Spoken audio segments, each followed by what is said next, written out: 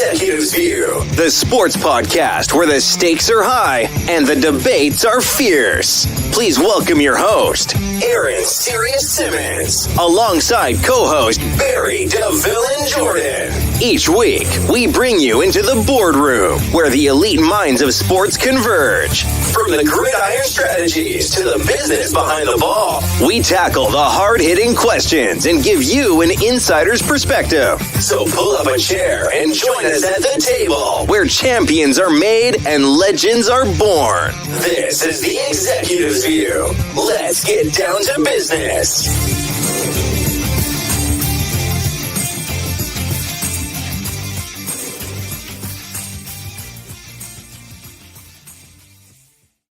What's going on, everybody? Welcome to the Executives View. I'm your host, Aaron Sirius Simmons, and this is the view from on top. You could be anywhere in the world here on a Tuesday night, but you're here with the executives, and I do appreciate that.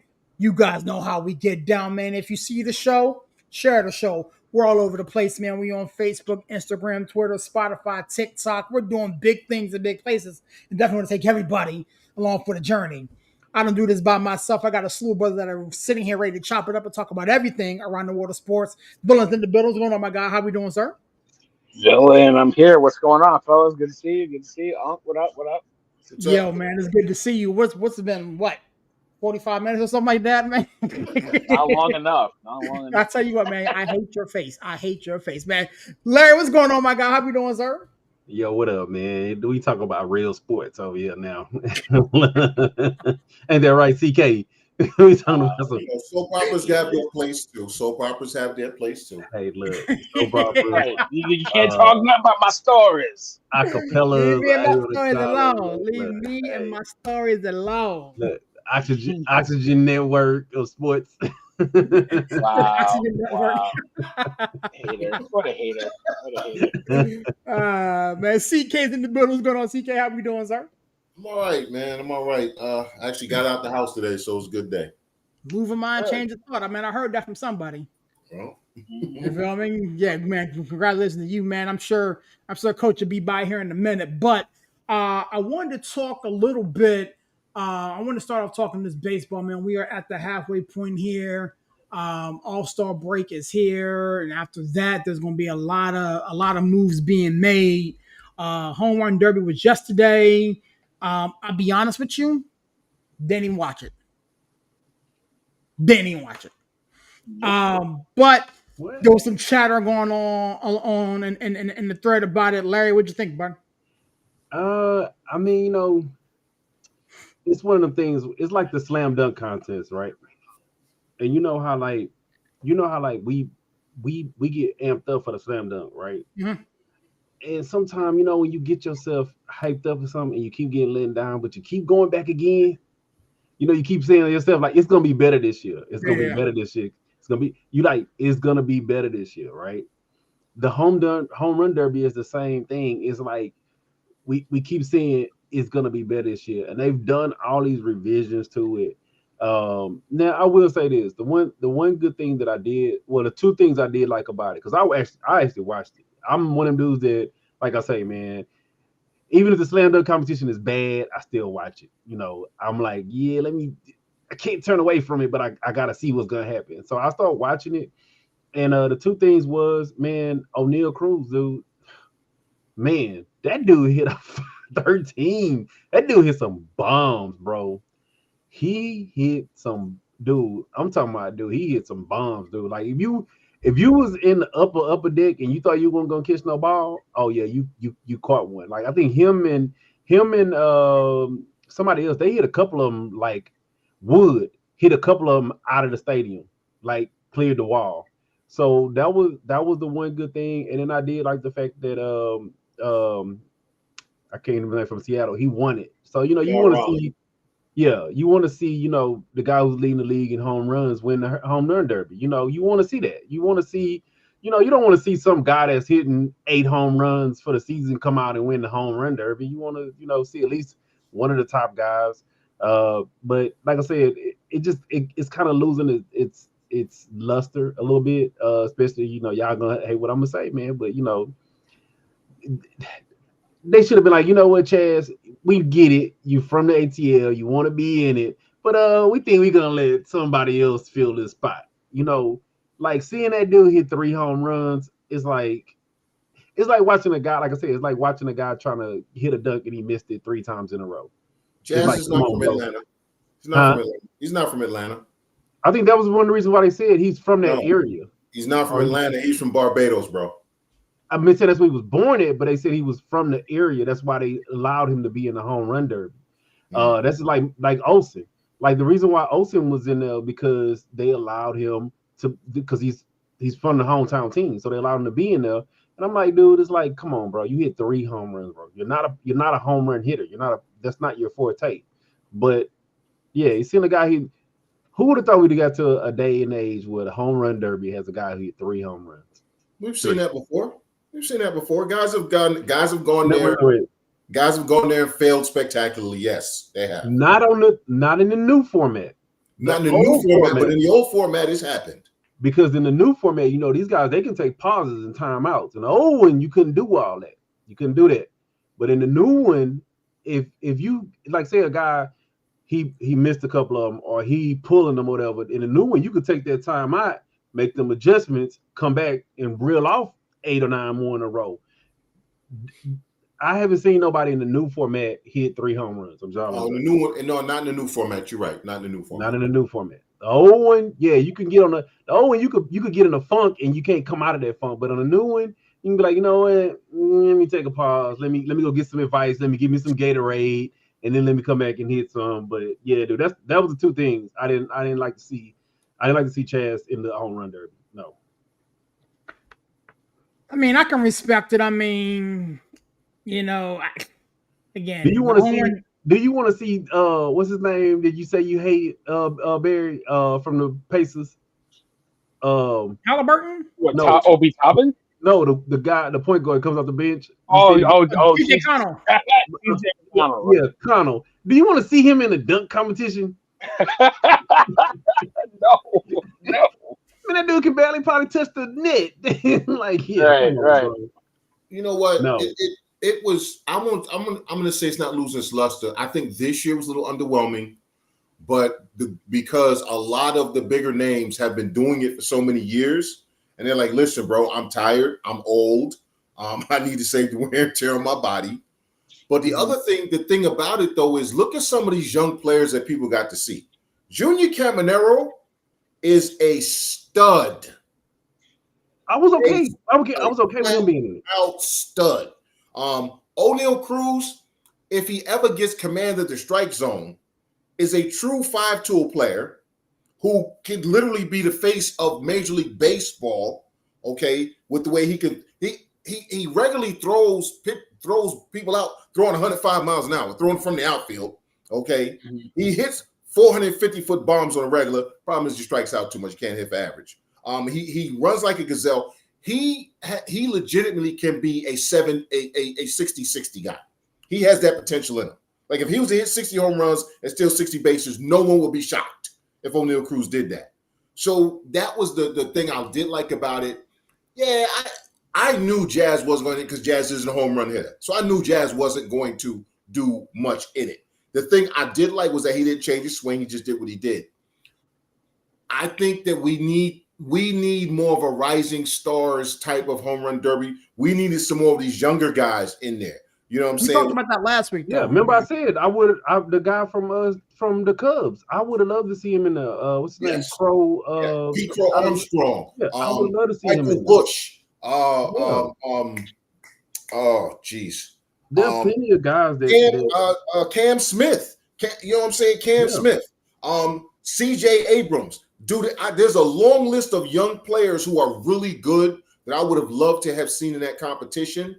And yeah, a couple of them, they might not have hit a lot of home runs, but I want them to get the face time. That's what I wanted. Yeah.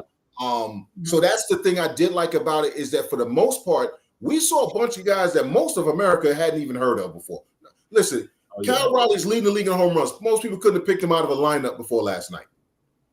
Unless you That's the point, though. That's why we know who he is. I'm just saying, because we know, but America didn't know until last night. And then of course the whole big dumper thing, which you know what? I don't want Pat. I don't need Pat McAfee on nothing else. I need him to go away. Yeah, you're starting to be a grumpy old man. You know what I mean? Like everything bothers you. Like, come on. I've been a grumpy old man, but I'm sick of Pat McAfee. He's sick of everybody. Hey, you know what? Him, Stephen A. Jordan, Troy Taylor, everybody. Get rid of everybody. It'll be nobody on TV. It just be a blank channel. Joy Taylor, but no. Listen, I didn't need Pat McAfee still talking about the fattest ass in baseball. I didn't need to hear that. Oh, I mean, listen, I can't even. But listen, I think the format is okay. It's not really the format. I think it's just the stars. Like you're trying to get Pete Alonso to go do it every year. Or, you think Judge is going to do it. He's not going to do it. He doesn't need to do it. Right. So I mean, if you're going to do it right, do it right. Showcase the young talent that you have and these guys that to your point, that can. Going to start trying to carry the league after a little while. So just showcase it like that. I mean, there's nothing wrong with that. I think, I typically try to watch the home run derby. I didn't last night because obviously I had my show and then I just got wrapped up into other stuff and just didn't get to it. Shout out to Joe and Anthony doing the Knicks Orange and Blue Skies. Great show. But it's just, I think they just have to. They have to sell it, and I feel like they never have enough time to sell it because the last game of the, before the break is the day before, and you're just you basically have half a day to kind of put these guys over and make it a thing. You know what I mean? And I don't know. Jazz, what? Jazz, please don't do that. I mean, dude, I hate to say it like that, but I'm one of them dudes that I feel like there should be a criteria. If you're not in the top 10 in your division in home runs, you're not in it. I mean, I hate to say it like that. But I mean, I think it's the show because do you need the top 10 dunkers, the guys with the most dunks, to be in the dunk contest? You got to have guys that can dunk. But I'm saying when it comes to it's like, but do you have to be have the most dunks to be in the dunk contest? No, but you gotta be able to put on a show, though, right? Yeah, that's what I mean. So you got to be able to put on a show. So shame on MLB for asking him. He's not gonna say no. Yeah, I mean they should have even if he was coming, they should have been like, no, he shouldn't be allowed. I mean, he can be there. You ain't got to be in it. You can be there. Yeah, I'm just saying it got to be one of them things because that's what people come out to see. Like people don't come out to see guy hit fly balls. Okay, nobody hold come out to see. Yeah. By your criteria, Larry, Jazz should have been in because Jazz has hit 17 home runs. He's in the top 10 American League home runs. By the way. Oh, well, he's not a home run hitter. No, he's not. See, the criteria should be I need people who can actually hit home runs. Yeah, or you need to be in the top 10 in baseball. You just need somebody to sell. Somebody that's we can sell. That's it. Yeah, it needs to be some type of criteria like that because, like I said, dude, 17 home runs. He's in baseball. He's in the 30s. So. Yeah, bro. In baseball, but in the American League, he would be in the top 10. But it needs to be something like that. If you outside of the top 20 across both, you don't need to be in it because you might have a bunch of hitting in one division and not another. But you need a guy that actually has power because who wants to go to a home run derby? It's like going to a dunk contest and seeing dudes hit layups. Who wants to see dudes hit fly balls? That's also why I didn't want Byron Buxton in it. Byron Buxton is not a home run hitter. He can hit home runs, but he's not a home run hitter. Right. There were about 3 guys in the Derby who, if you look at their numbers, they've hit a lot of home runs this year. They're not home run hitters. They're not. Based on, you should look at their swing path. They're not home run hitters. They're line drive hitters, and the balls are going out of the park. Jazz, to me, Byron Buxton, neither one of them should have been there. Well, this is my thing too. I'll take a guy who's not a, like you said, they not a quote unquote hitter like that. But I'll take a guy who can hit it 600 feet because that excites the crowd too. Right. When you see guys that that can hit, if he hit 3 home runs and 2 of them left the park, oh yeah, I would have been okay with that. See now, Joe Adell. Okay. Joe Adell is a guy who he hasn't hit a lot of home runs this year. That kid has crazy power. The kid from the Angels.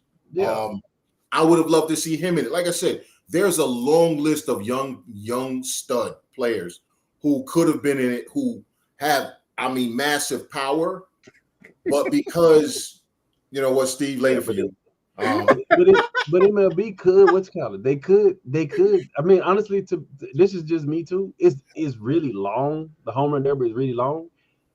They could come up with something else, kind of like the NBA. You don't just get the dunk contest, you get the 3-point contest, you get the skills competition. Like they need to start developing or coming up with a way that they can showcase other talents besides the home run derby, and maybe shorten the home run derby because it's long, bro. Like it's like a good 3 hours long. Yeah, but the only thing you could do is, okay, who's going to throw a pitch?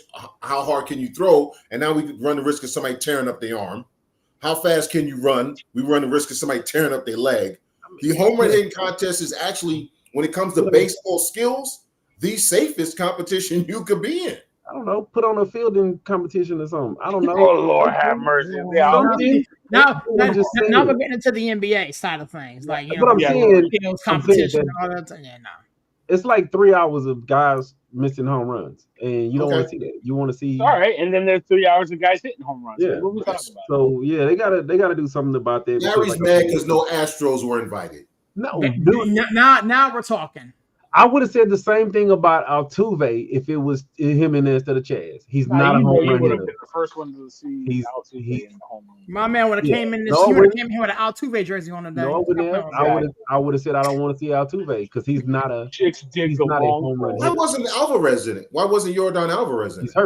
He's hurt. Oh, okay. Yeah, he's hurt. So, like I said, I would not have wanted to see him in the home run derby. No, and. What he had, like 300 now? You know what? He had 2-something home runs. He's somewhere up there. He's close. That would have been interesting. Now that's a whole selling deal led. Again, if you got time to publicize it, the smallest guy in baseball going up some of the biggest giants in baseball. How many home runs will he hit? David versus Goliath or something like that. They could have spun it. Bro, it sells itself. Barry, am I lying? Well, maybe that's what they need to do. He's running ad campaigns in his head right now. Yeah, but maybe that's what they need to do. They need to, hey, Steve, right on there. Give them aluminum bats, bro. Everybody gonna die. Everybody gonna die. The pitch is behind a cage anyway. He's standing behind a cage anyway. So kids in the outfield ain't behind no cage. I know. They're like 300 feet away. Dude, we like Naked Gun. You ever see that scene when the dude hits the ball and then his arm falls off? Yeah, come on, man. Put it like this, dude. Look, I'm for the aluminum bats, bro. Put it like this: have real outfielders out there fielding them and get the kids from up out of there. No, can't you do the composite bat? Is like the composite bat that you could do or something like that? Dude, man, screw that. Put the aluminum. Guys hitting it 118 now. Do you really want somebody hitting 130 miles an hour? Yeah, if it's clearing the fence, move your car. Let's kill some spectators so Larry can be happy. Move your car. Larry and Steve. What Steve's out there? No, I'm not. I'm just saying, dude. If you're hitting the ball 130 miles an hour, but it's 59,000 feet above my head, if I get hit in the head with it, you know what that means? I'm stupid and I need to move out the way. You know what? Let's move on because we've gone to the realm of the absurd. Move out the way, dude. I'm just saying, bro. I mean, and you know what? I'm not even being funny. I'm just gonna be put like this, dude. People get hit with baseballs all the time.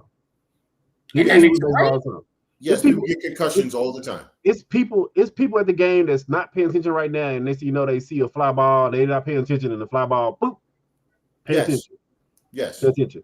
But if you go to the aluminum bats, the medical staff is over there taking that person for concussion test. Well, you need to pay attention because you're at a baseball game. You know what, bro? It's like I'm just saying, dude, move your car because you give them aluminum bats, you're gonna see somebody hit 700 feet. Yeah, don't park in the parking lot that day because you're gonna, dude.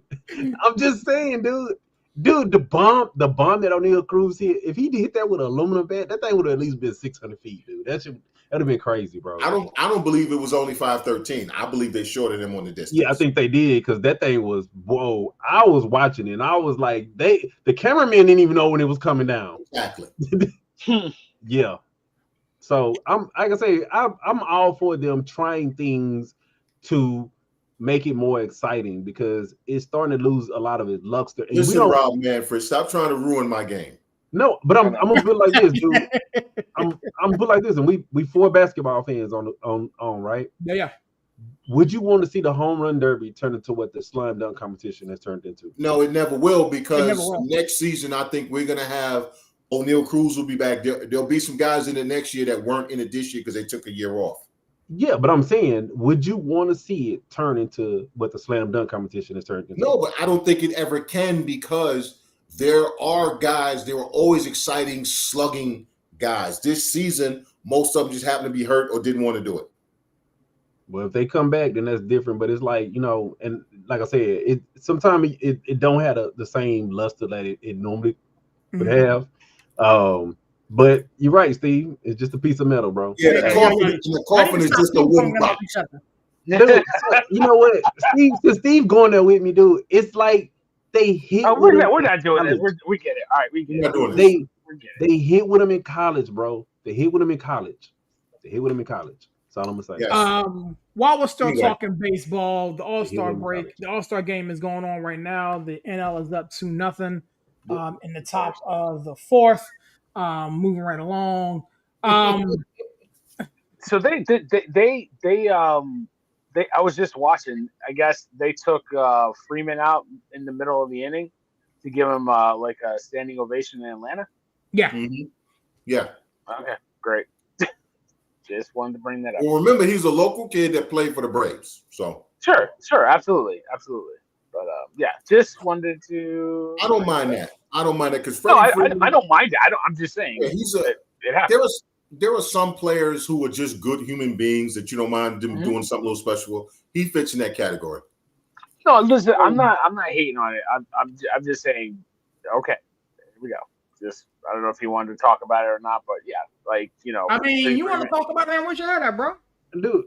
So I mean, I still have nightmares of him, in the World Series from last year. So I mean, I'm a hater. So Villain's gonna hate, but nah, listen, he deserves it. He's been a good ambassador to the game. And, I mean, it's one of those things in your hometown. You were a Brave for a long time. It's good for him to get that send off. And I think Kershaw got a nice. Yeah, Kershaw got one too. He got a nice little stand. 3,000 strikeouts. You don't see that very often. Last time I remember seeing it, honestly, was CC. Yeah. Yeah. So not something you see very often. So Kershaw's going to be the last one to ever get 3,000. You think so? Yeah. I don't know. I don't know about that one. Well, think about it. Sale might get it. Sale might get it if he stay healthy. You just answered your own question right there. But I'm saying, but you think about it. Sale, when he's healthy, he's what, 2-something? Yeah, but where's he at right now? He's at 2,000 and something now. No, because you're talking at least another 5 years, and there's no way he's pitching another 5 years. But you got to remember, I'm gonna put it like this. I'm not gonna count Sale out because Sale's one of them dudes. He'll have one of those seasons where he's at like 280. Yes, and then the next year he won't pitch at all because his arm will have fallen off again. Yeah, I'm not gonna wish nothing bad on that man. I'm not wishing nothing. I don't either. But the reason I say no is because, again, and I said this the other day in the group chat, because Michael K said something. I can't stand Michael K, by the way. Yes, I hate everybody. Anyway, what a surprise! What a surprise! Yes, he's trash. Anyway. He is a hack. I don't like this is how they look at it now. We want pitchers to have swing and miss stuff. Because no, you want pitchers who can get outs. Yeah. You want pitchers who can create early contact, put the balls in the field so they throw less pitches. If they throw less pitches, they'll pitch more innings. If they pitch more innings, you have a better chance of winning. You're not burning out your bullpen. You're not having 7 guys having damn Tommy John surgery on every team every year. We're averaging 5 guys a team having Tommy John surgery every season. We're averaging 5 guys per team. That's 150 people having Tommy John surgery.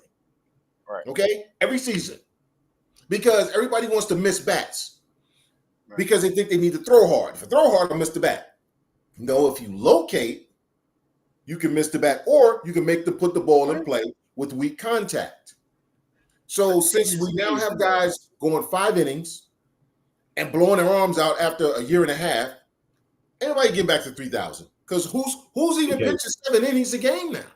CK. No, I'm not a lot of people. But So- the thing is, thing is though, Larry, what Chris Sale's about 2,500 strikeouts, and he's 36 Yeah. years old. So Yeah. I don't know if he can sustain himself long enough to get to that point. I mean, he needs Your point- 400. he needs like 400. He's a little over 400 strikeouts, Yeah. and I don't know if he can get there. I just don't know if he's got the years left. He That's him pitching I know into he's like at 2,500. 39, He 40. might get that. He But might think get about that. how much Kershaw kept getting hurt, and we thought he wasn't gonna get there. Right. No, that's true, but we'll see. He's coming We'll off see. of some. I think he was on the 60-day IL with. And I think Chris Sale, he's already had the Tommy John. He's had 3, bro. He's already had Tommy John. 3. So I mean, I'm just saying. You're gonna call it Chris Sale in a minute. You keep it up. Yeah. Look, bro. Hey, all I'm gonna say is that I'm not gonna say he can't.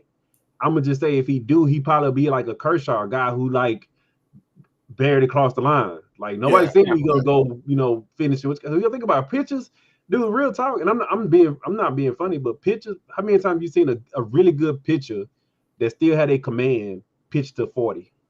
Nolan Ryan. I'm saying it happens more often than them getting Tom Seaver, right? Or getting close to 40. Most of them can pitch close to 40. No. Most of them. Most of them by the time they get about 36 are shells of themselves. Nolan Ryan. I'm not saying shell in his 40s. Yeah, I'm not saying that they would be themselves, but they could get to that point.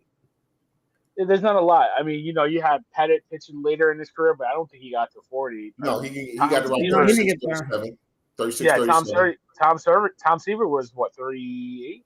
38, and by then he was basically laboring to get the ball over the plate.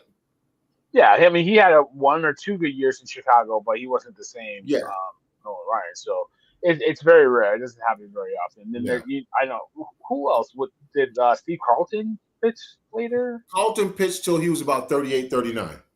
Yeah, but that was back when guys actually 300 innings a year. Yeah. There's some guys that can it's rare. It doesn't happen very often. Let's just say he what, 36 now? Who, Sale? Sale. He's 35 or 36. 36. Let's just say he gets to 38. He could be closing in on it at 38. At 38, possible. Yeah. That's possible. If he at 38, he's got to stay healthy in 2 years. The next 2 years. He can get. I think if he can realistically in the next 2 years get 150 strikeouts, and I think right now he's at 114 right now.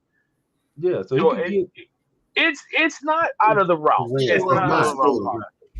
But it's also going to depend on who the manager is, how the team decides to manage. It's so many variables out of his control at this point, unfortunately. It is.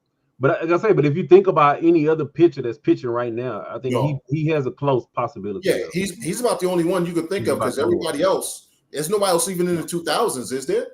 Yeah, no. You're talking about guys that, hypothetical, can they get there? Do you think Google can get there? Do you think Skeens can get there? Yeah, maybe. Wheeler can get there. Yeah, that's a long ways away. Even Wheeler. I mean, where's Garrett Cole at? I'll tell you in a minute. Garrett Cole's in the 2000s. I think he's in the 2000s. He's in the 2000s. Yeah. But Garrett Cole can't stay on the Well, I think he's just coming off that injury. Depending on where he is. Yeah, Garrett Cole's at 2,251, 2,251. How old is he? Garrett Cole, he is 34. 34. He's got an out. He's like Sale. Sale has a better shot than Cole.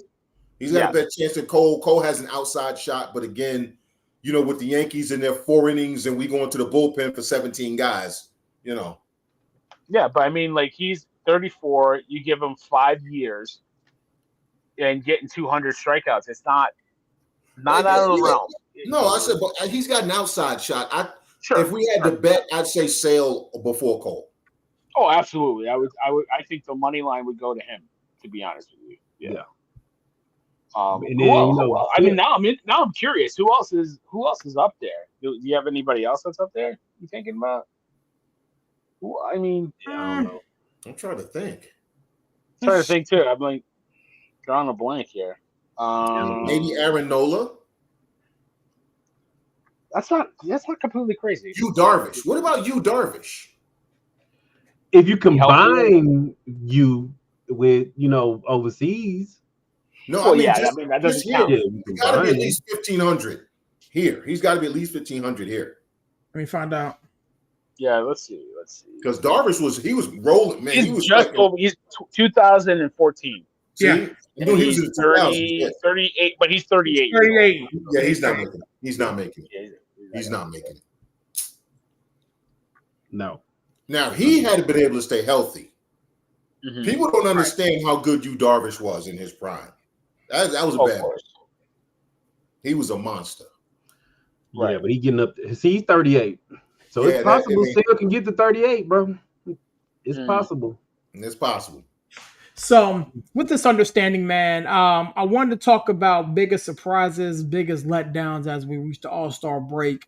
If you want to, can I say this though? Because I don't want to move past this. I want to just say this real quick. If baseball is going to start doing all this honorary stuff for the hometown teams, they need to start doing it for everybody. Every city they in, they need to start doing this. Don't just do it because you're in Atlanta. Do it for everybody. I think they do. Nah, they ain't been doing this that long.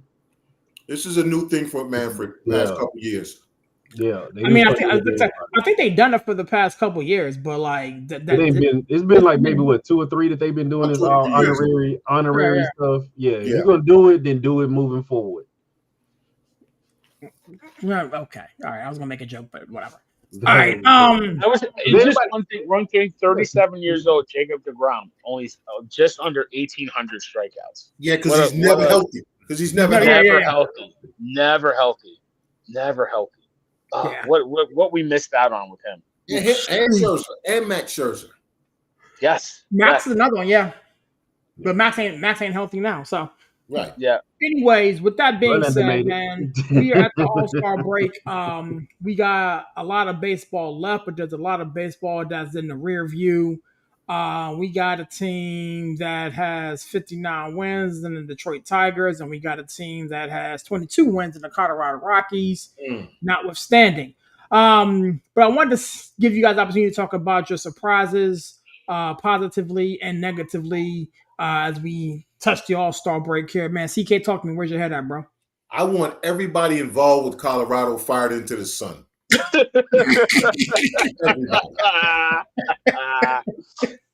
Okay? And right behind them, I want everybody involved in Pittsburgh.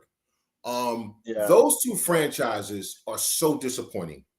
Embarrassing. Because the talent level on both of those rosters is playoff worthy talent. There's playoff level talent on both of those rosters. If you just look at the rosters, look at the players on the team, that's playoff level talent that's being mismanaged. The Pirates are about to sell off everybody again.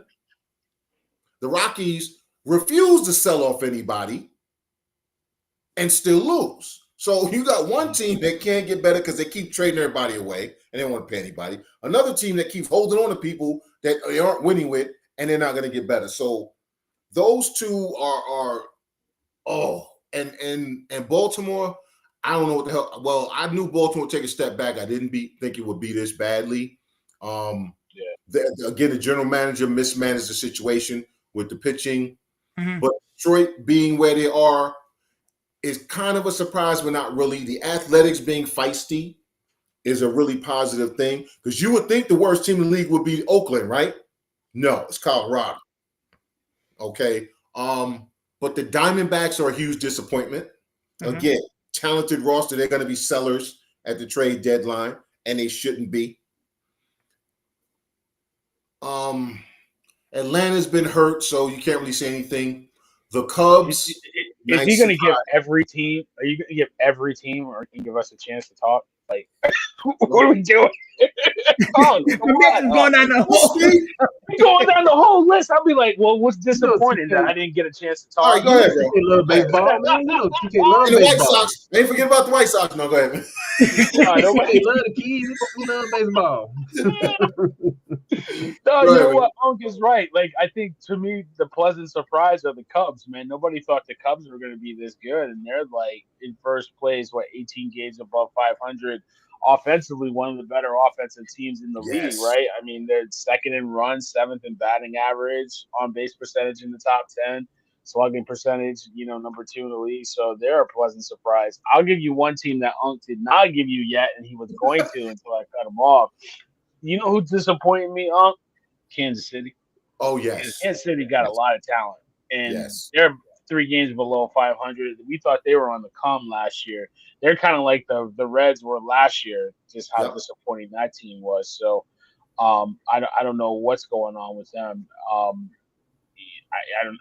don't know. They got young talent. And they've taken such a huge step back. It's really disappointing to see with them. I think offensively they've been struggling. The pitching has actually been pretty good. I think they just can't score enough runs.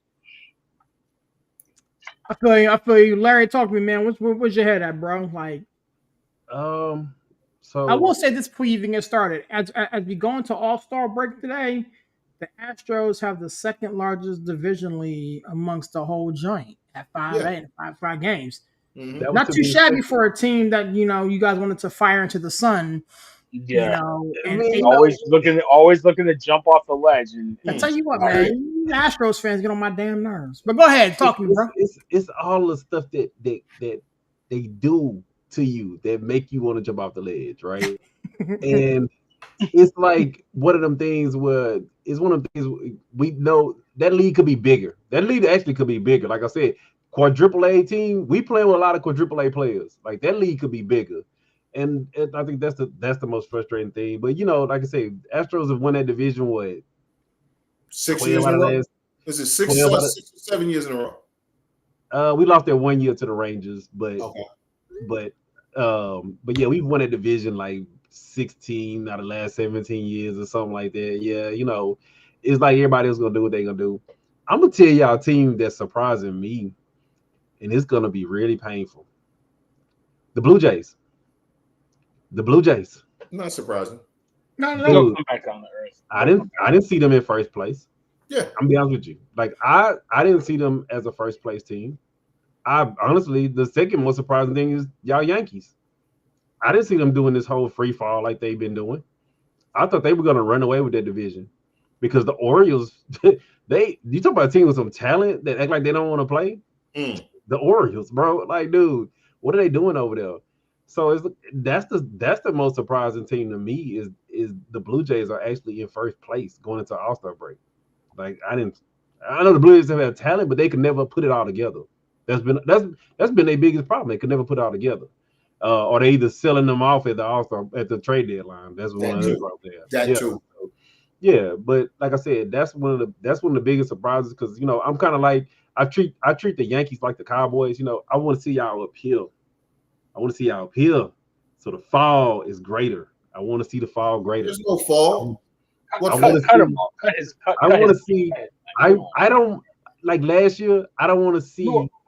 Cut him off. We don't want to hear that crap. We don't want to hear that. Don't cut my mic, bro. Hey, I know series don't like to hear this, but I want to see in September. I want to see Yankees versus Stros. Yeah, I absolutely do. So we could beat the brakes off of y'all. When was that last time that happened? I don't want none of that smoke. I want all of the smoke because we're gonna beat the brakes off your bum ass team. Get the smoke. Like I said, I want to see the smoke. I don't want to see us versus the Guardians and y'all versus I don't know, some other team. I don't want to see that. I want to see the smoke. Well, your team is actually going to have to win in the playoffs. We've won in the playoffs. Did you win last year? Did y'all win last year? Did you win in the playoffs last year? Yes or no? No, we didn't. Who went to the World Series? Did y'all win the World Series? Like I'm gonna go to see Kate. I'm gonna go to see Kate. Y'all didn't even get out of the big invitational round. Did you win it all?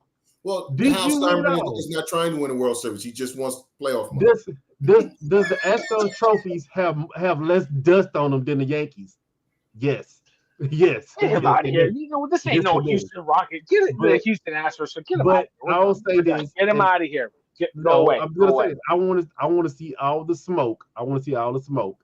Yes, and I want to see what's gonna happen. I don't want to see y'all versus somebody else and go to the World Series or us versus someone else. I want to see the smoke. I want this to be. Let's hope we both get there. Let's hope we both get this needs to be the Thriller in Manila. We need to see some round 27 Ali and Frazier. That's what we need. We don't need. No. Yeah. We need the whole nine. No, good. But I did want to say this too. This is another shocking thing for me, dude. I don't know about y'all, but I actually watched the draft, dude. The Washington, they took 17-year-old. Yes. 17-year-old with the first pick. I get the money aspect of it. I get that. But how many times do you see a 17-year-old go number one in baseball? I've seen it quite a few times. No. This has actually been the third time a 17-year-old has been drafted number one. Yeah, I said a couple of times. You ain't listening? 17-year-old. They've always drafted high school players, but a 17-year-old first overall pick. But you also have to look shortstop. He's the shortstop, right? Washington, shortstop. The Washington farm system is so loaded that they could take him and wait on him. Yeah, and that was one of the things too. They could wait on him, and of course, the money was right. But I was actually shocked. I was shocked that we seen a 17-year-old. Think about that. You ain't even went to the prom yet. You already got drafted in baseball. Yeah, well, he's going to the prom. But there was a quiet Southeast DC, bro. He gonna. Yeah, he gonna hit one at the park, but without an aluminum bat. Hey, but I'm just saying, dude, they went a lot of heavy on high school players this year. Yes. Versus what's called. I know people talking about him in that strike zone and striking out, but I did like the Astros pick. They talking about he's like generational power. Like if they can teach him how to hit, which the Astros are pretty good at doing that. But okay, his father played professional baseball, so this is a legacy. So, and that's kind of why you can take a kid like this, because he's polished in many ways that most high school kids aren't. Yeah. But like I say, 17, bro. 17. Okay. That's crazy. Jackson Holiday got drafted at 17, not number one overall, but he was 17 when he got drafted. I think he was a little bit closer to 18 because I remember looking at the statistics. But he's if I'm not mistaken, he's the youngest number one overall draft pick. Yeah, in terms of the 17 and however many days and all that stuff. Yeah. Which is crazy, dude. And also, this tells us that the owners are going to lock the players out. Because if you notice how many teams drafted high school players, lockout's coming. A lockout is coming. Yeah, that's crazy. But yeah, they like I said, that's the one thing I do like about a lot. A lot. You got a lot. Hey, every year you get a holiday. And hey, that's one good thing that happened to Colorado, dude. Like, you're talking about a legacy. You drafted Matt Holliday's son to Colorado, dude. They probably still Matt Holliday. I'm so pissed right now if I'm Matt Holliday. Why? Why would I want my son to be drafted by that bum ass losing organization? Hey, I'm just saying, dude. They probably turned it around. They Cooper flag in baseball, bro. But see, the good thing about baseball is that you can get drafted. That don't mean you're gonna sign. Or you're gonna. That's the one good thing about baseball. That is true. And it's one of the things where it's like, in football, if you get drafted, you going there. Ain't no ifs, ands, and buts about it. Basketball, maybe you could be like, you know what, I'm gonna stay overseas and enter the draft in 4 years or something. You could do that a little bit. Baseball, you could be the number one overall pick and be like, yeah, I think I want to go play college. The money ain't right. You know what? You just wasted that number one pick. It's one of them type of things where you just because you get drafted somewhere does not mean that you're gonna play there. That's true. I hope he never plays for them because until ownership sells that team, and the thing is that fan base is such a great fan base. They deserve better from their ownership. They might. I mean, you never know. They might. They, like I said, they might turn things around, and it's one of the things where it's like, he's playing for his dad's team. So, yeah. Yeah. Okay. Honestly, man, before we move on from baseball, Villain, you already gave yours. For me, gentlemen, I'm gonna keep it short and sweet. I think honestly the biggest surprise positively, as we get through the first half of the season, are the San Diego Padres. I think they've been playing some amazing baseball as of late. I like what they're doing right now. I'm not gonna, dump on the Colorado Rockies and the Pittsburgh Pirates. I can't do that. I live here in the Metro, so I can't really talk smack about the Washington Nationals. The Athletics are the Athletics. What We about the expect them to Cardinals? be better. You can dump on the Cardinals. I can definitely jump on the Cardinals or the Reds. I'm not too sure which one I hate the Pretty most. much everybody in the Central. Everybody in that division must that outside of the Chicago Cubs. The Milwaukee Brewers are playing good ball. Their game out of first place right now in that division. But anybody in that division, the NL Central is terrible. So and is the AL Central. Central. Yeah, Anybody in the division called Central outside of the Cubs. The Guardians, I expected more from them. You already hit on the Kansas City Royals. The Packers, the Twinkies are going twinking. You know what I'm saying? That's what they do. Yep. And the Tigers are running away and hiding. So yeah. There's that. Moving right along, man. I wanted to bring up something that we really hardly ever talk about here on this particular network, but we could talk about a little bit more. Scotty Scheffler had some very choice words about winning, and he said that winning is not a fulfilling life. I want to make sure I get this quote correctly. He said that something that I wrestle with on a daily basis is like showing up at the Masters every year. It's like, why do I want to win this golf tournament so badly? Why do I want to win the Open Championship so badly? I don't know, because if I win, it's just going to be awesome for 2 minutes. CK, you kind of brought this to our attention in the group thread, so I'm gonna let you lead off here, man. Talk to me, man. Where's your head at with this? What he said is just what's so wrong with people.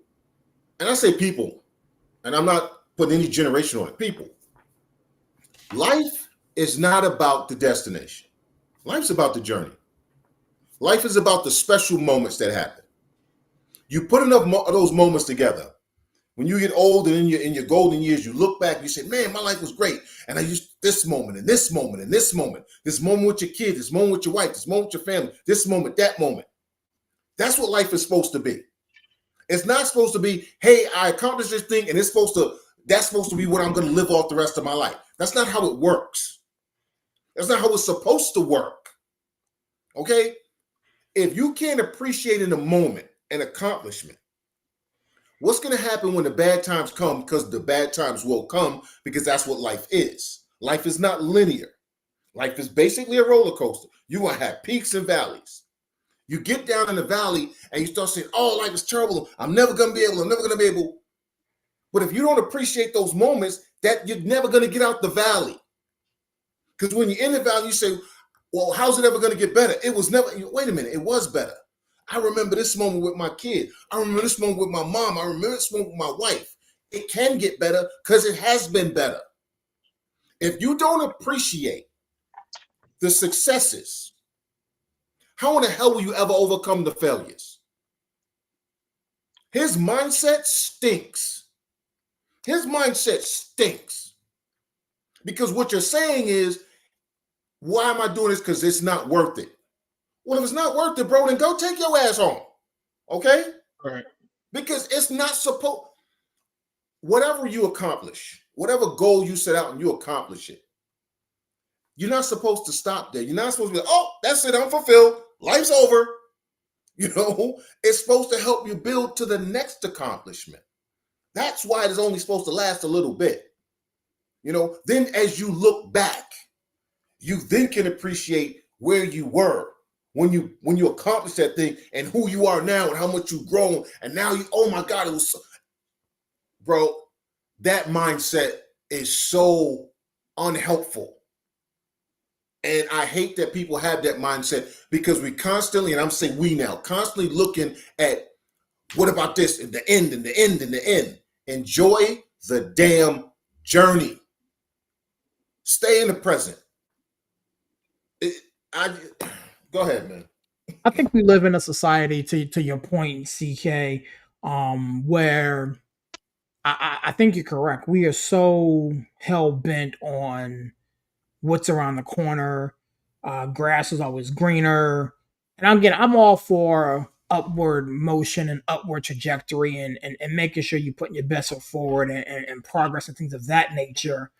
But what Scotty Scheffler isn't saying is that he paid money to enter this tournament. He pays money to enter the tournament, and then at the end of the thing, you get a prize. So if you put your money up to play in these tournaments, why are you upset that you're winning them? You spend your whole life grinding and working out and working on your craft and trying to become the best and trying and going to the mountaintop and trying to chase success, and the money that you have, the success that you have, the fact that we're sitting here on this particular podcast talking about your name as a testament to your success and your accomplishments. I don't understand why he would come out and say something as backwards as that. You know what I'm saying? We've all played sports, but and this goes beyond sports. To CK's point, you know, I'm a father, Dylan's a father, Larry's a father, you know what I'm saying? CK, you know what I'm saying? You got nieces and nephews and loved ones yourself, man. Like, life is about moments, right? Life is about being able to take advantage of moments and being fully transparent. There have been times that I've missed moments with my kids and my loved ones because I was doing other things, but you can't get those moments back. So if you have the opportunity to win a major tournament, win the tournament, you know what I'm saying? Like, it bothered me when I read it. I mean, you sent it to us earlier today, and again, it bothered me when I read it because isn't that the point of what you're doing, is to win. You know what I'm saying? Winning is not everything. Winning is not, you don't, become a bad human being if you lose, and a great human being if you win. But to your point, CK, life is about the journey. You win some, you lose some, but you get up to fight another day. Shout out to, Mr. Witherspoon, may he rest in peace. But that whole statement bothered me and it rubbed me the wrong way. And I'm, CK, I'm kind of in your same boat here. Villain, talk to me, man. Where's your head at, bro? I'll keep it brief. I mean, it's just a weird mentality. Like, they're not built the same way. You know what I mean? Like, I agree with Ankh. Like, it's about the journey, not the destination. But like, it's just this. I can understand where there's more to life than winning. Like, there's I subscribe to the fact that we're all destined for a higher purpose and higher calling, and this is just a step in our journey, for a long everlasting life. I guess I'm preaching if you want me to, right? Let's go. But like, honestly, you're here and you have a gift. God gave you a gift. Your gift is to play golf. My gift is marketing. You know what I mean? Like, I don't want to just do it and be like, I'm all right. I don't hit all my goals and I don't really, satisfy my clients. No, that's not why I'm in it because I'm good at what I do. And I do it to the best of my ability. So it's just weird. This mentality, it's coming out of this whole ring culture nonsense where we have, we grew up with Michael winning was everything. Kobe winning is everything. And now these guys like, I don't really care, but you care when you get your paycheck. You care when you get your money. You know what I mean? Like, you know what I mean? You don't golf for free. You know what I mean? Like, so like, it's just weird to me, man. Like, it's just this whole mentality, man. It's really that, participation award mentality. And I'm just in it for me and my brand and just doing whatever I got to do. And whatever, like, I don't know. It's just, I can't even comment on it. It's just weird. It's just weird. It don't make no sense. Larry, talk to me. Where's your head at, big dog? They are not like us. One of the sickest concerts I worked so far. One of the sickest concerts I worked. Yeah, dude. And I'm gonna put it like this, bro. And this is just me, right? I'm gonna take a different approach to this. Y'all gonna think I'm joking, man. And Scotty, he was like 29, 30? 29. You know what I've noticed? people love to. I'm not gonna mention that person's name because y'all gonna say I'm hating, but people love to change the narrative when the narrative ain't going their way. And y'all know who I'm talking about because Yep. he started it talking about, oh, rings don't matter. Your legacy was to get the rings that you wanted to outdo everybody else. That's what you started playing for. Nobody plays to say I want to lose. That's not gonna happen. Look, hey, y'all, I'm being real nice. And anybody that has ever played sport with me, they'll tell you that I'm one of them dudes. Like if you playing basketball with me, I will dive on the ground for a ball. Hey, I will set a pick. I will do whatever I need to do. I want to win. I don't care if I play 2 minutes or the entire game. I want to win. If I play football, I don't care. I will take your knees out of you. Hey, I want to win. I don't play to lose. I don't care if I'm the star of the team or I'm the guy on the bench. Everybody know who Robert Ory's name is because they know the man got 7 championships. Like I said, dude, you play to win. And I've noticed, like I said, this generation of players that when now that narrative ain't going the way that they want it to go, then now it's like, oh, well, you know what? Rings don't really matter. Oh, yeah, you know what? I show up to play this game of golf, but, you know, I never did get that championship I wanted. Or, oh, I didn't get the Triple Crown. Or, oh, man, I don't see it's like I don't see myself ever catching Tiger. So now I got to change the narrative and I got to Yeah. look at this stuff different. I got to reassess it. Like, whatever happened to being the guy who just played to win? You know what I'm saying? Like, people give Charles Barkley hell all the time, but it's like, hey, Charles Barkley is one of the all-time greatest players, but he ain't got no championship. You tell me this dude ain't just show up to win? He tried his damnedest to win. That's the whole point of playing the game, right?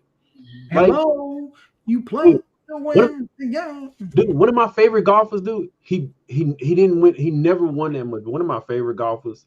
You remember what's his name? Daly. Yeah. Dude. Yeah, dude.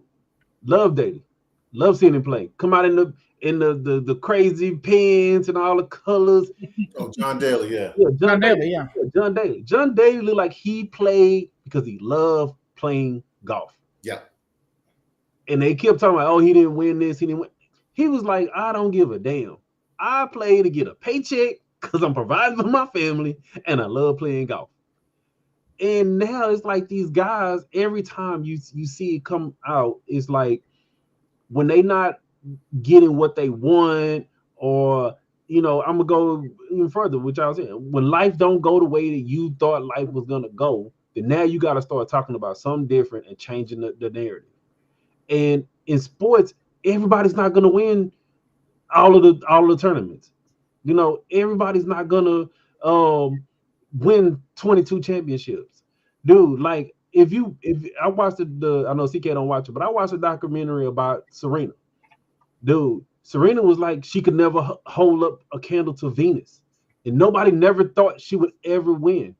And she really was like, I don't know if I would ever break through, but she never gave up and said, I'm not playing to win. She was like, oh, I'm about to get back in the lab. I'm trying to come back harder. And when she came back harder, it was like nobody could touch that girl for years. But it's like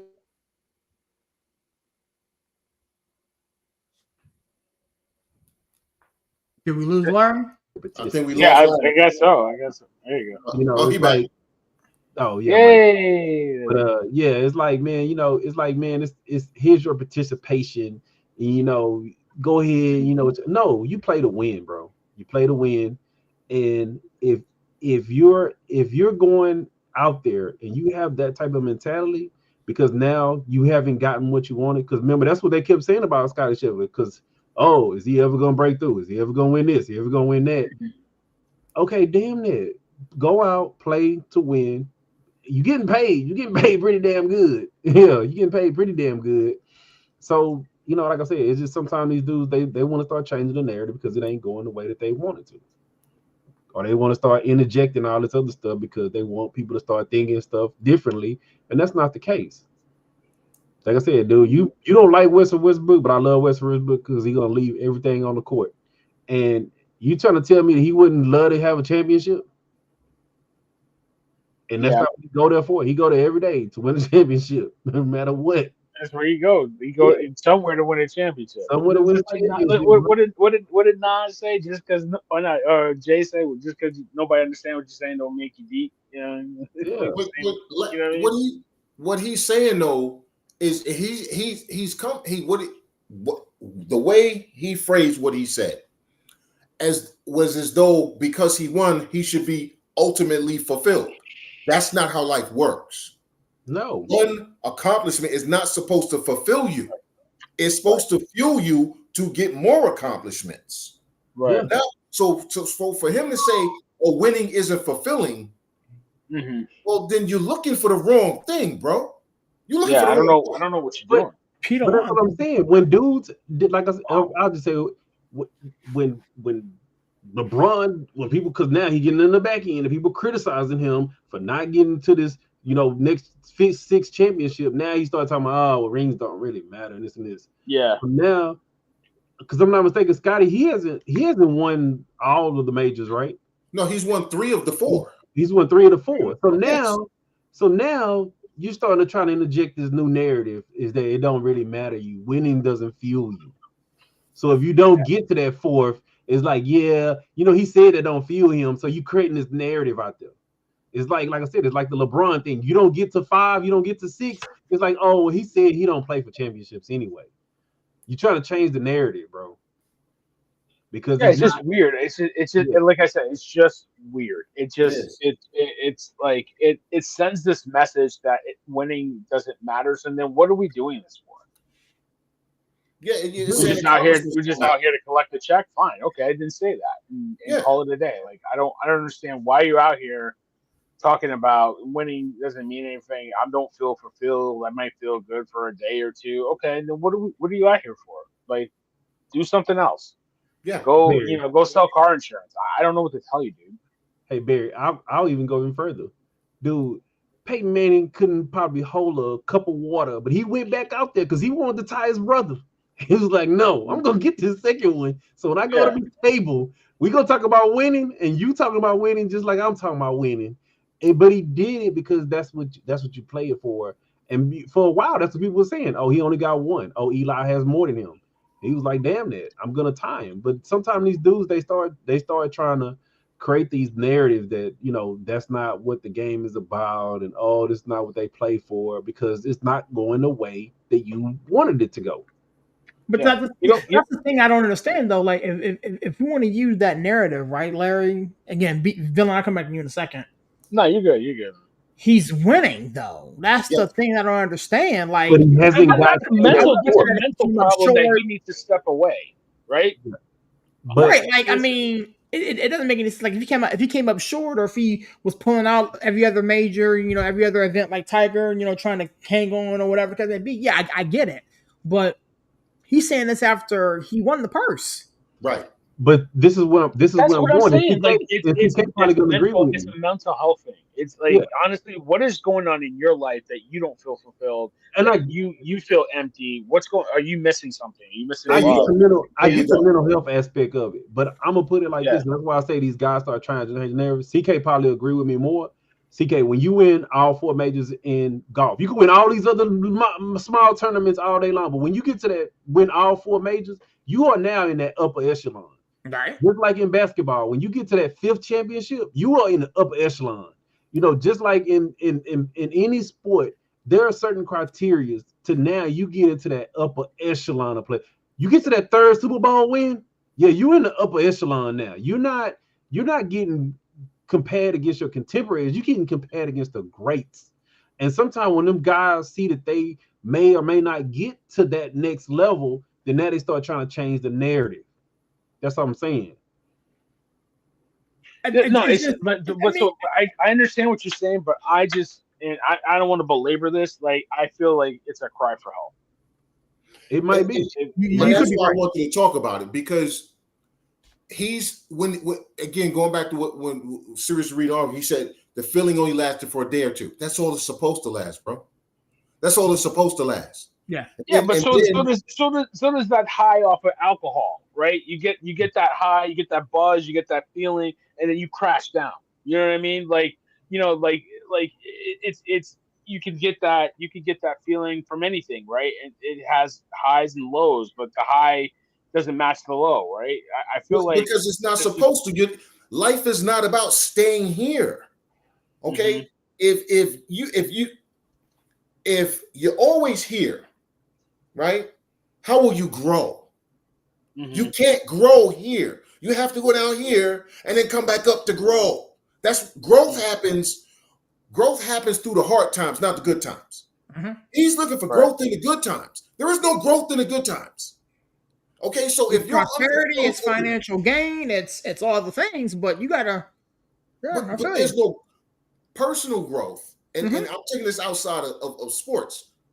What I hear him saying is that he is looking to be completely filled by winning, which tells me he's empty, which tells me he's searching for something that sport can't give him.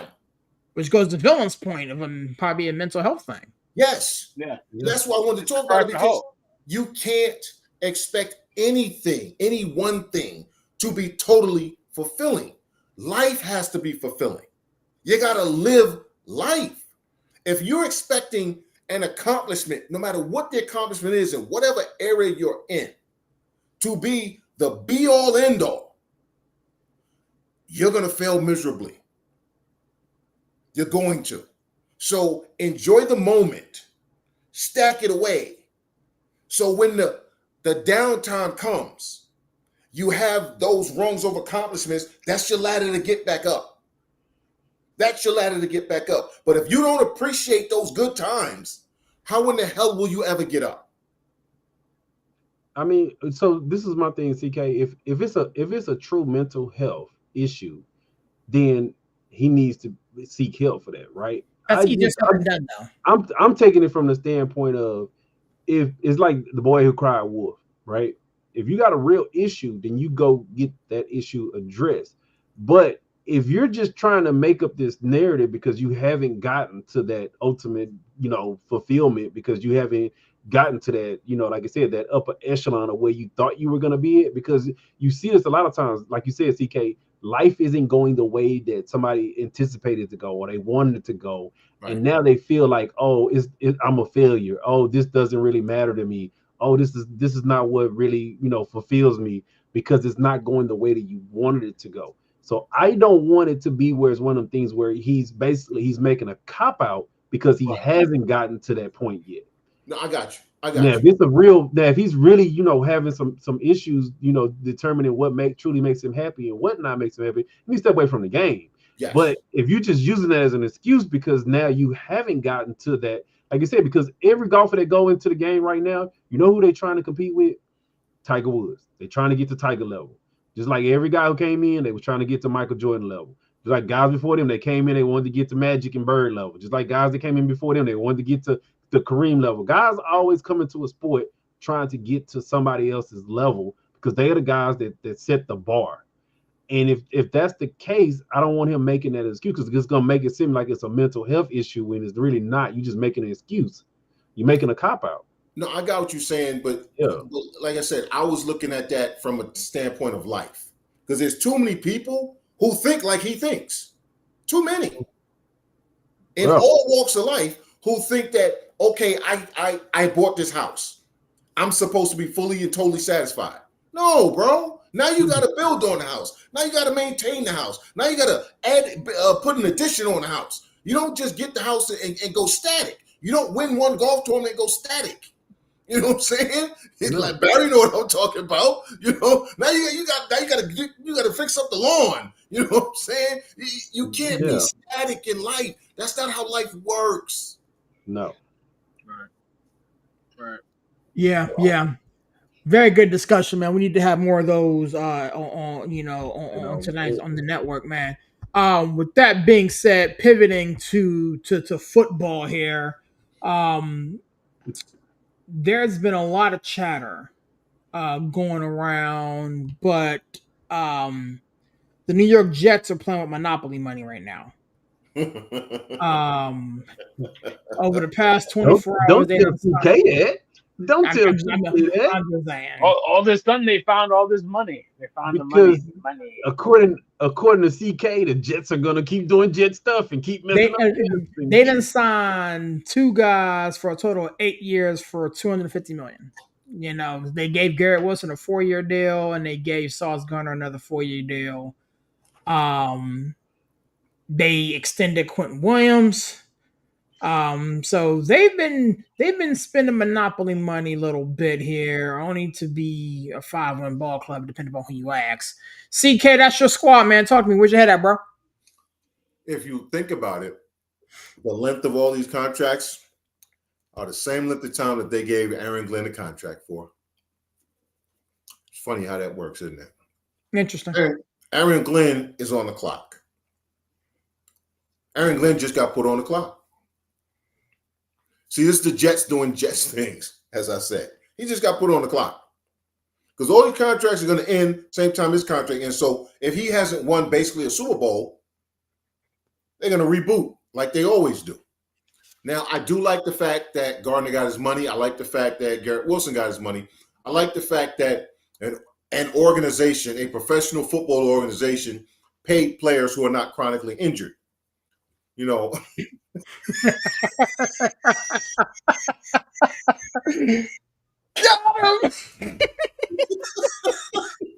They're gonna have 3 anyway, in the Jets this season. But into existence.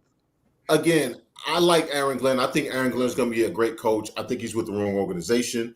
But this was a smart move by a team that normally doesn't make smart moves. You locked up 2 young players early, okay? So you don't have to go through what the Cowboys and hell, the Washington Redskins are going through right now. We're trying to pay people that you know you need to keep in your organization, or that the Cincinnati Bengals are going through with Trey Hendrickson, or the Steelers are going through with TJ Watt. If you pay players early, okay, because in 2 years, those contracts are going to look, what's the word I'm looking for? Very affordable. Mm-hmm. Because salary cap is going to go up probably another 20, 30, 40 million. Those contracts will be like, oh man, those are great contracts. Right now, they look bad. In 2 years, they're going to be great contracts. So it was a smart move by an organization that doesn't normally make smart moves. Well, I mean, it's a smart move because you have 2 players that are really good at their position, and you can lock them up, right? So might as well do it. The Cowboys are going to wait until a week before the season to pay a king's ransom for Micah Parsons, because that's what they do. They're stupid. Yep. I mean, the 49ers, they got to pay one of the elite receivers in the game right now because he's unhappy with his contract. I'm sorry, Larry. The league neighbors. Dude, I was like, who? Because I was like, who? Greg Jennings? You didn't even see what? I didn't know. I was like, Greg Jennings? Ain't he retired? I was like, man, listen. But listen, I'm glad the Jets did it. Now all they need is a quarterback. They've been waiting since Ken O'Brien to get a quarterback. You know what I mean? So, well, no, they had Chad Pennington. They had a couple guys here and there. They had a couple guys. But, I mean, you know what I mean. Yeah. And it was funny because, I felt sentimental this weekend because I was helping my daughter make pens and, with my wife. And, we made a bunch of Jets pens, you know what I mean, that are for sale. If you go to Whatnot, if you go to my wife's Whatnot page, you can go buy pens. So, so I felt like sentimental love. I was like, little Jets pen. I was like, oh, I might like one of these pens. And then I was like, it's the Jets that I care. But no, I said like, I'm kidding. No, I'm gonna buy those pens for somebody else. I don't use pens. There you go. Buy a pen for buy for Avery. But no, seriously, it's that thing like they have 2 players that are Greg Wilson. Garrett is like probably top 10, right? Probably top 10 at his position. You can make arguments, but he's potential. Potential, right? So he's one of those guys, and like I think after the tumultuous season he had with Aaron Rodgers, And it was almost to the point where you thought you had a bust. And I'm glad the Jets said, no, we got a good player. Let's keep him in the fold, keep him happy, and to your point, lock him up early. That contract looks good in a couple of years. And Sauce Gardner, even though he had a kind of a tough year too, you still got two guys that a year ago were rookie of the year at offensively and defensively. That ain't by chance. Make it happen. So now, to your point, I don't know if it puts a clock on Aaron Glenn, but it definitely does put like, hey, Well, see, the thing is, like, CK thought Aaron Glenn was on the clock before these signings took place anyway. So that just because it's the Jets. Because it's the Jets. So yeah. I feel you. Larry, talk to me, man. Jennings, if you want to talk about the Jets, you can. Where's your head at, bro? I'll go with my Niners. I'm not scared of it, bro. I mean, dude, nobody said you're scared, Larry. Nah, that's why they worked out the deal, dude. And like, if you watch any Niners game, you know who Juwan Jennings is, right? No, I do. I just thought it was funny that he's like a T. Martin. Like, people thought about Jamar Chase's money, but nobody thought T. Martin needs to get paid too. Like, dude is didn't really he just good. get paid? T. Higgins. T. Martin. No, but didn't Jennings just get a new contract? No, he was a restricted, so he just signed. He got a 2-year. He's on a 2-year. $11.8 million contract. So yeah, I mean, the thing is with the departure of Debo, Ayuk being hurt, you know what I'm saying? I mean, Jennings is going to be the guy. And I'm not really feeling Ricky Pearsall as a. Oh, wait! I need to see that a little bit more, but Pearsall played good when he came back. Pearsall played good. I need to see. I need to see that, because at this point, you're looking at a brand new San Fran wide receiver core. Trent is still not signed. I'm not even sure why they're pumping the brakes there. Trent will be fine. So I think Juwan had say what? Trent will be signed. Yeah, I'm sure. I'm sure. But here's the thing: like, I can see Juwan Jennings' point, and I'm not mad at him for being like, "Yo, San Fran, let's keep it a bean." Like, he's gonna get paid. I think they're gonna pay him because he's gonna be part of the core receiver. That's why they moved off Debo. Like I said, I think he's gonna get signed. Dude is really good. Dude is like T. Higgins. Like, he's really good when he plays. Like, he's really good. The only thing was he was buried behind Debo and Ayuk. That was the problem. He was buried behind. Larry, let me ask you a question. And we've seen this before. It's easy to be really good when you have two really, really good guys in front of you. What happens when you become the man and you get that number one cornerback? CK, this is where I'm gonna go against you.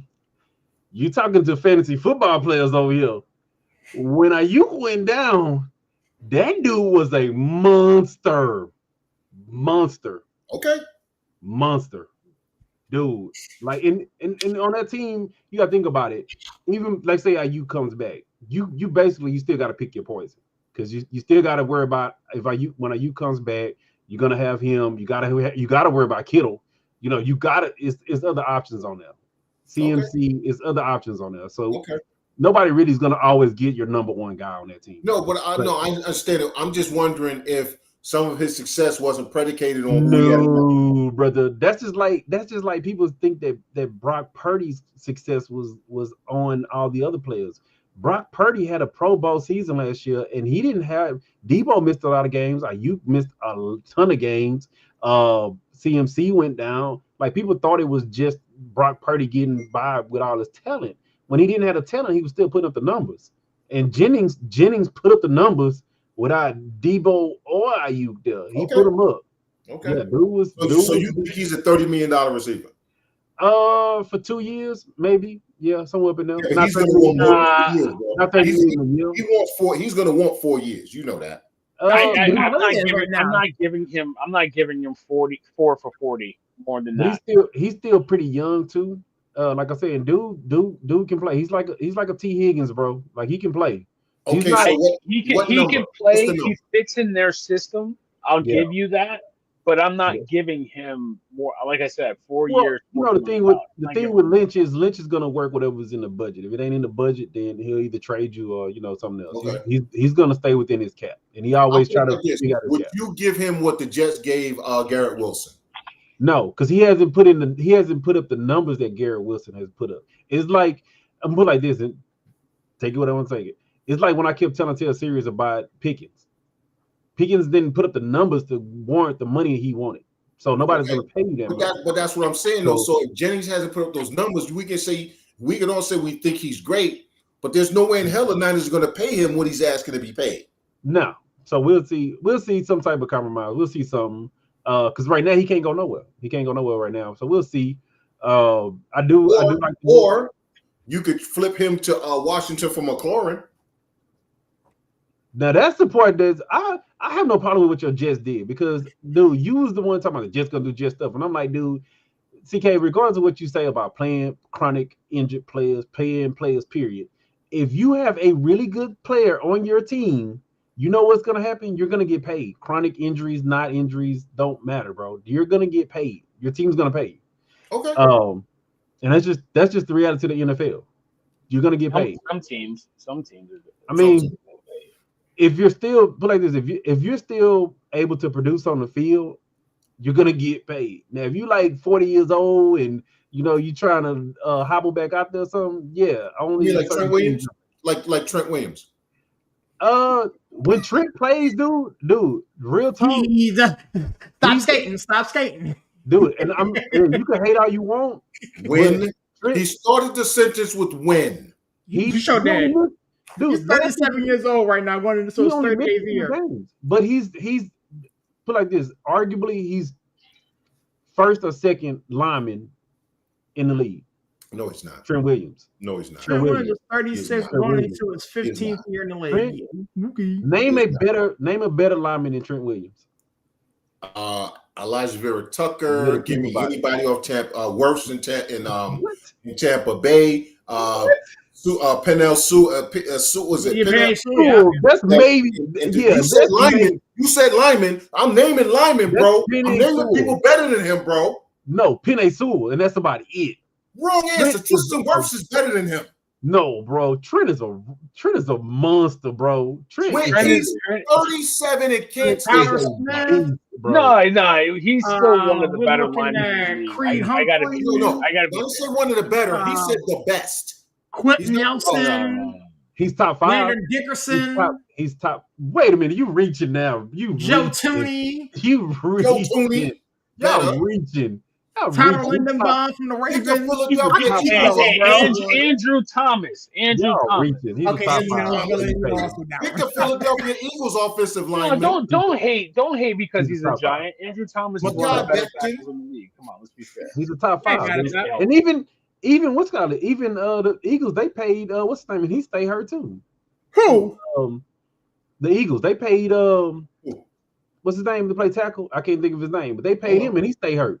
No, Landon Dickerson. Paid him. Landon Dickerson's their tackle. Yeah. I mean, no, what's the other one for the Eagles? They just paid him and he stayed hurt too. Landon Dickerson is their starting tackle. No, the other one. Becton isn't with the Eagles. On the Eagles. He's not with the Eagles anymore. Somebody else paid him. You talking about Becton? You talking about Mekhi Becton?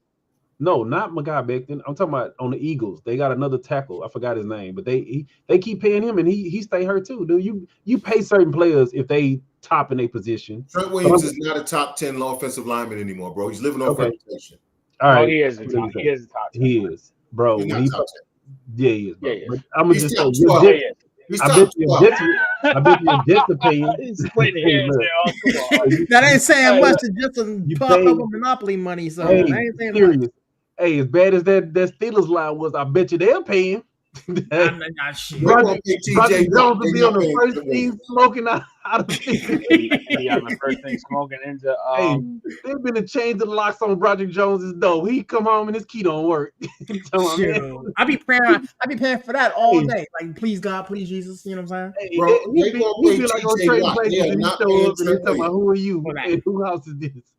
But I like what the Jets did, man. The Jets, they did what they did. I'm gonna say this since we talk about McLaurin, dude. my thing with McLaurin is just like with some of these athletes, bro. And you can't have your cake and eat it too. You can't have your cake and eat it too, right?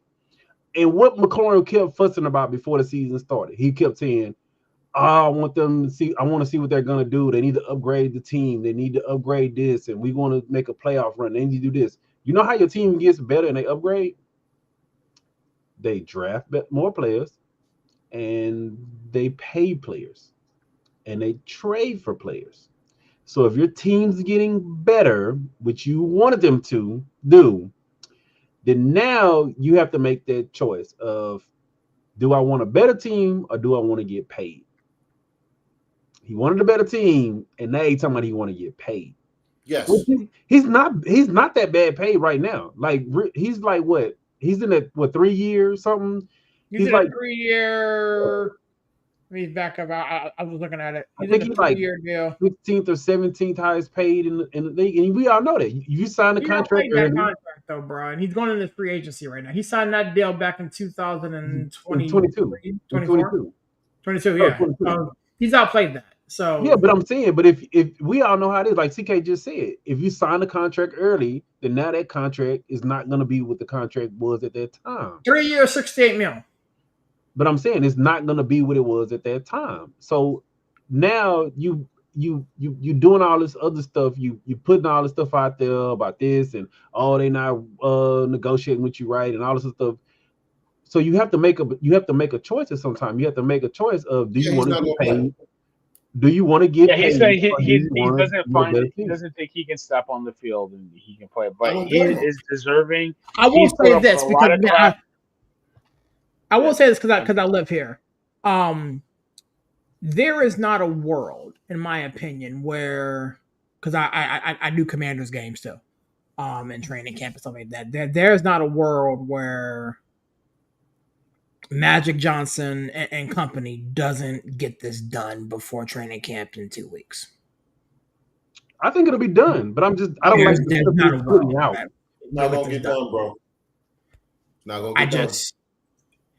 The city will go nuclear if Terry McLaurin is not at training camp. It'll get done, but you know what this look like? Serious? Brandon Ayuk all over again. And my daughter will be mad because my daughter likes Terry. Because you know what? Remember, Brandon Ayuk said, I made it more difficult than what it needed to be. No, I mean, I get it, but I mean, it'll get done. And again, it's funny because the new Commanders owner and the new Commanders general manager is from the San Francisco Tree.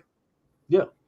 Which somebody don't like us, even though we are, everywhere around the league, even though somebody don't like us. McLaurin is getting traded to the San Francisco 49ers for Jawan Jennings.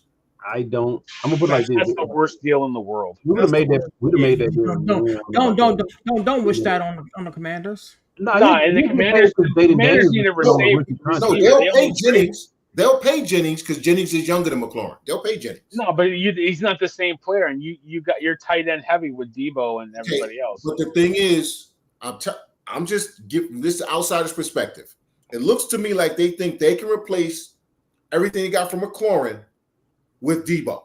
I'm just saying what it looks like, bro. I'm not saying whether Debo looks like a tight end. Like, what are we talking? No. Okay, that's not the point. I'm saying it looks like they think they can replace McLaurin with Samuels, and then you trade McLaurin for Jawan Jennings, who's a younger version of McLaurin and therefore will be cheaper. That wouldn't happen. That wouldn't happen. Yeah. Because one, the Niners ain't got that much cap space, and he gonna want a new contract, and we ain't fooling around like that. But my thing is, this is like I say, my thing is like, okay, the team, if your team is on a rookie contract, right? You know what happens? More money for everybody else, right? But Washington has made all these trades to get better, which is what he kept saying. He kept saying it before the season started. He was like, I want before I even start talking about a contract, I want to see the team getting better. What did the team do? They got better. So they had to pay players. You can't, these players don't come for free, and you're in a hard cap league. Well, they should have paid him first. But then you might not have gotten the other players. Oh well, pay me my money. And that's what I'm saying. You got to make a In cash. No, I don't have to do anything because I'm the employee. Yeah, but I'm just saying, y'all two Knicks fans, right? Right? Okay, and you know what Melo chose? I'm a big Melo fan. You know what Melo chose? He chose his money, and I never blamed him for that. And his teams were nowhere near as good as they could have been. That's not the player's responsibility. But that's what I'm saying. If you're in a hard cap league, I don't care. And find the money because you're the one who decided to make it a hard cap because you're the ownership group. I don't care. Give me my money and put a good team around me. That's your job, not mine. Well, if he have that mentality, he will be out of Washington. He'll be out of DC before you know it. Listen, we're not going to make excuses for billionaires to not spend money. I'm not making excuses. That's the stupid players league to even agree to something like that. We don't have enough time in the year to talk about the NFLPA. Yeah, that's them for agreeing to that. But I'm just saying, it's like if you have if you know that your team can only spend so much money, right? You know how much they can afford to pay. Teams can spend as much as they want, Larry. I get that. But if hard cap or not, they can spend what they want to spend when they want to spend it. Okay, the Jets had $5 million in cap space, yet they suddenly spent over $800 million. Hey, we don't even know how the Saints even fielding the team. I'm just saying. Hey, I don't know how they even fielding the team. Every year it's like, man, they got negative $100 million, and they find a way. Every year when before the season starts, they money balance out but it's like serious, Barry. I know y'all both tired, so dude, but you know what I'm gonna tell y'all, and this is why I look at the McLaurin thing the way I look at it. Right, I got into a whole argument with one of my boys a while back, and I told him, I said, Drew Brees is gonna be the death of the Saints, and he was like, "Nah, man, what are you talking about?" He's like, "You don't know what you're talking about." I said, "Dude, look at Drew Brees wanted all of his money up front because he messed up that shoulder. His cap hit was the largest in the league, right? At the time, I think his cap hit was like $45 million, right? So you know how they got around his $45 million?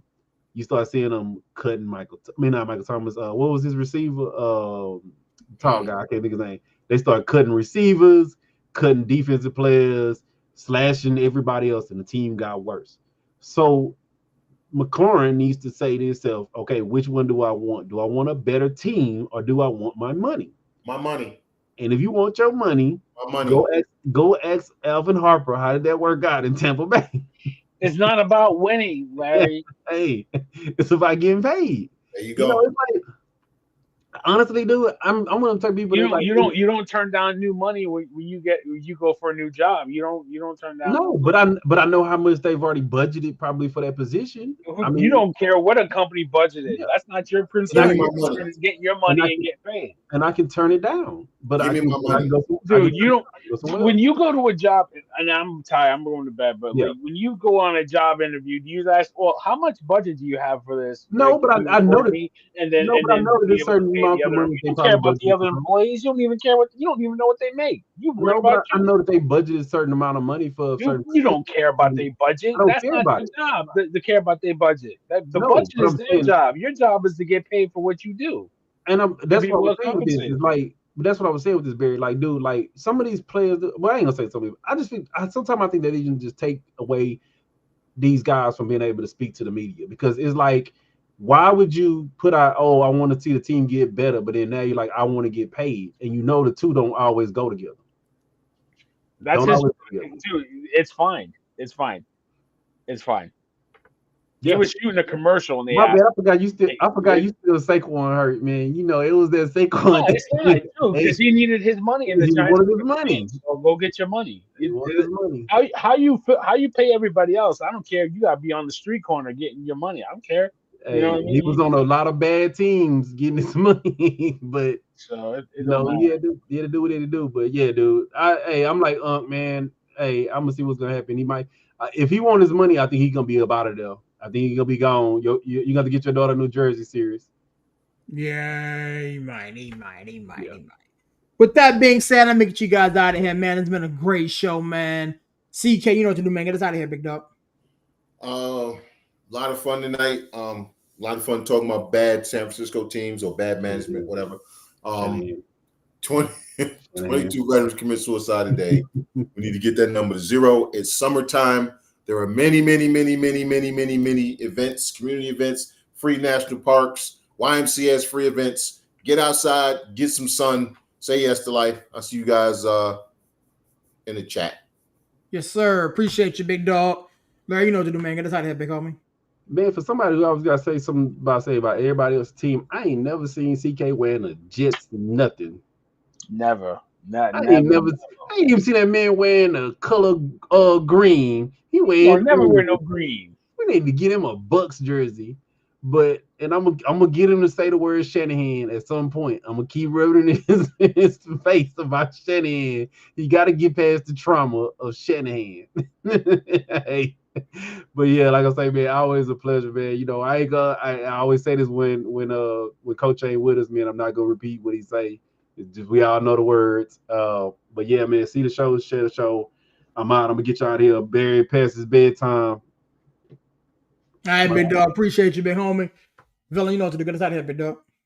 Nah, man, appreciate it. Doubleheader today. We did a lot of shows, a lot of work. I did my show yesterday. Nobody works as hard as the villain. So I'm taking a vacation. Y'all won't see me next week. I'll be in the Dominican Republic. I hope they let me in the country. I hope they let me back in when I get home. But I'm celebrating 10 years. I love my wife. I love you, baby. See you. Villain is out. Appreciate you, big dog, man. It's your boy, Sirius, repping that 412 and the 703. Man, such a privilege and absolute pleasure doing this show with these gentlemen. Shout out to my friends over at Nonsense and Deep Thoughts podcast, man. We did a wrestling show with these guys this afternoon.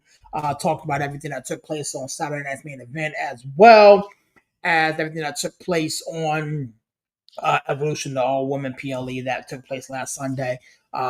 Looking forward to doing more shows with those guys. Check this out, man. Next week, man, we got another bang out show for you guys, man. We're going to throw the Yankee show back online. We're going to talk about everything as far as the Yankees are concerned. We're also going to talk, even with Villain out, we got the regular show on Tuesday, man. I always say this: God is good, even though sometimes people aren't. God bless. Catch you on the next one. Peace.